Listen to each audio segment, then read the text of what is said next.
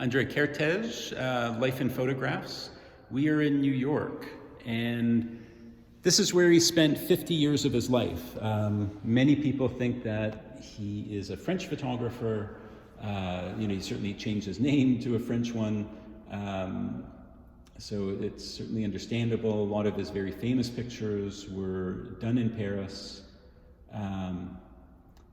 And as I was just mentioning, New York was not kind to André, that the editors at the time, like Alexei Brodovich, as an example, told André that his photographs said too much, that the American market was looking for photographs that are a lot less complicated, a lot easier to read, had good places for captions and what have you.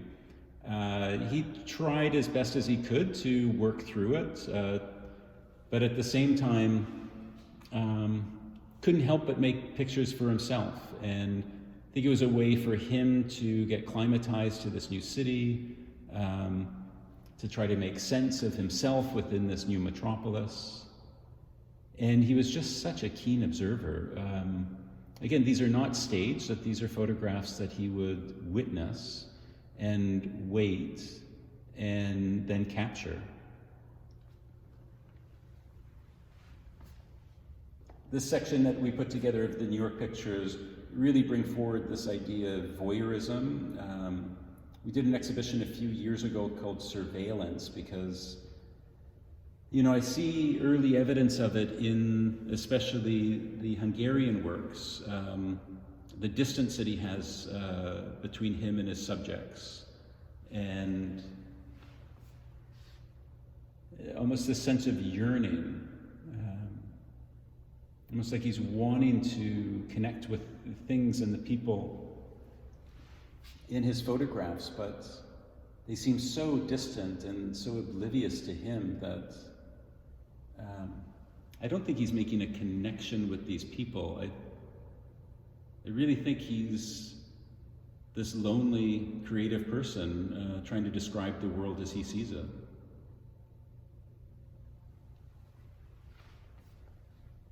There's this great picture about consumerism, and also he loved technology. So at this time, he was playing with telephoto lenses and zoom lenses, so that helped him control the picture plane, control receding space.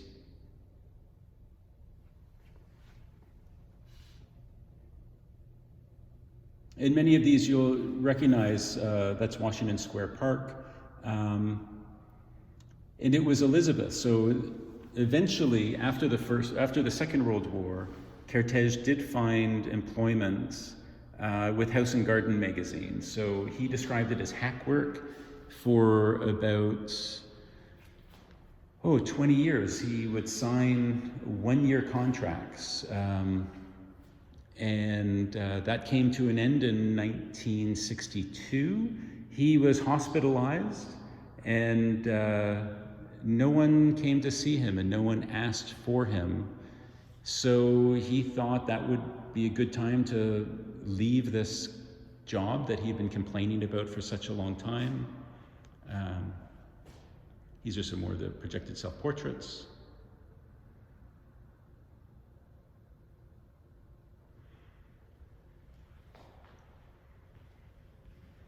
And this is called homing ship. So this is, when he felt he was stuck in New York and wanted to be going back to Paris. I think that was very much on his mind. I think he wanted to be that boat. But in 62 and 63, things really started to change. That, he left his job. He had an exhibition in Long Island, New York, with the help of some friends. It was well reviewed. That propelled him to an exhibition at the Venice Biennale, and then that brought him back to Europe.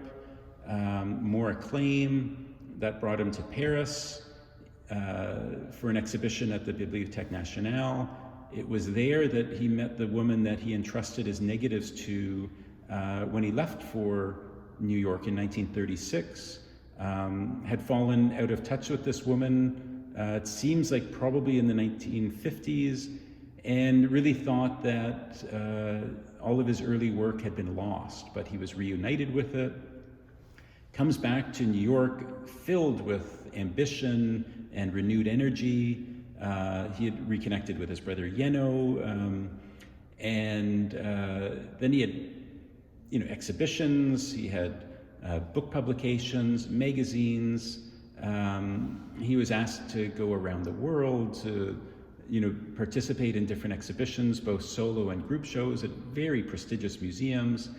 And so by the time that this photograph was taken in Martinique in 1972, André, for the first time, could support Elizabeth. It was her money from the cosmetics from the perfume business that kept them going and could afford them the apartment. And but now he could start to help with the family. A few years after this this photograph was taken, she contracted lung cancer. She was a chain smoker. It finally caught up with her. She was hospitalized in 1976, remained in the hospital for almost a year, and died in 1977. And that's where this photograph factors in. It's called Flowers for Elizabeth. He had developed a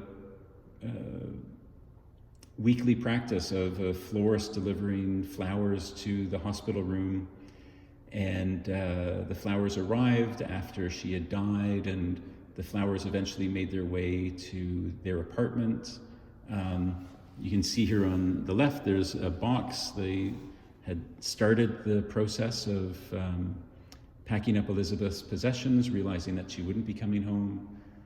You can see his shirt over the chair, sort of rather animatedly over the chair, and those are his glasses that are on top of that magazine, looking at pictures of women. I think he was yearning for Elizabeth, and as this is called Flowers for Elizabeth.